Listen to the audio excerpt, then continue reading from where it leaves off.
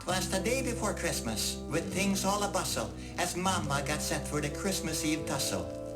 Aunts, uncles, and cousins soon would be arriving, with stomachs all ready for Christmas Eve dining. While I sat alone with a feeling of dread, as visions of lutefisk danced in my head. The thought that the smell made my eyeballs start burning. The thought of the taste set my stomach to churning.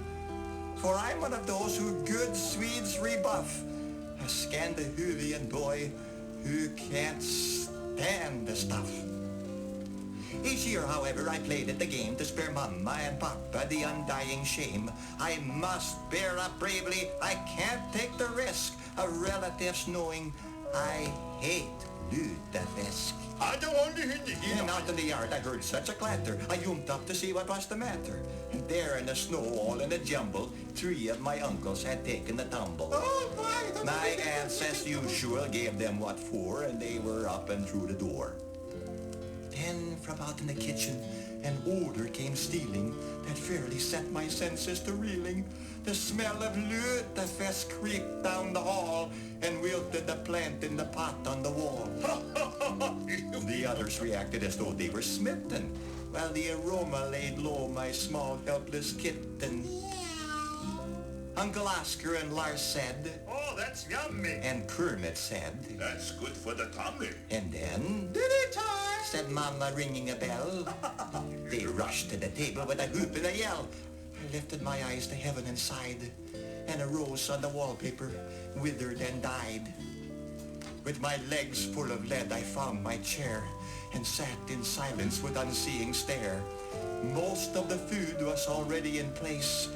There remained only to fill the lutefisk's space. "Oh, so good." Then Mama came proudly with a bowl on a trivet. You would have thought the crown jewels were in it.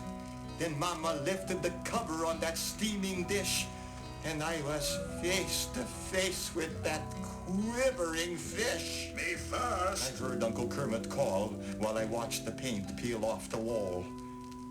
The plates were passed for Papa to fill, and I waited in agony between fever and chill. He would dip in the spoon and hold it up high.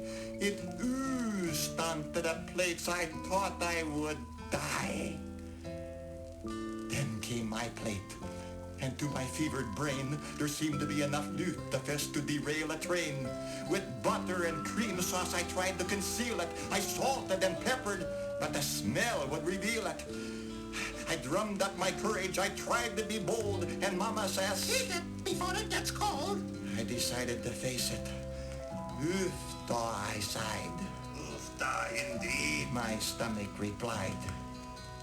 Then I summoned that resolve for which us Vikings is known. My hand took the fork as with a mind of its own, and with reckless abandon that lutefisk I ate. Within 20 seconds I cleaned up that plate. Uncle Kermit flashed me an ear-to-ear grin as butter and cream sauce dripped from his chin. Then to my great shock, he whispered in my ear, "I'm sure glad that's over for another year." It was then I learned a great and wonderful truth, that Swedes and Norwegians from old men to youth must each pay their dues to have the great joy of being known as a good Scandinavian boy.